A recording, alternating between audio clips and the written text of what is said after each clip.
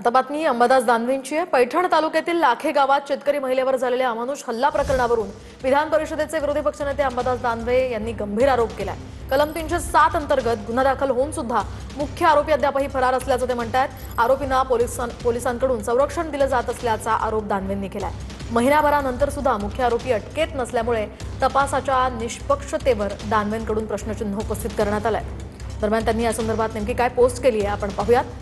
22 मे रोजी लाखेगाव पैठण या ठिकाणी एका शेतकरी महिलेवर अमानुष हल्ला होऊन तिला शेतातील कापसाच्या फासावर जाळण्याचा प्रयत्न होतो।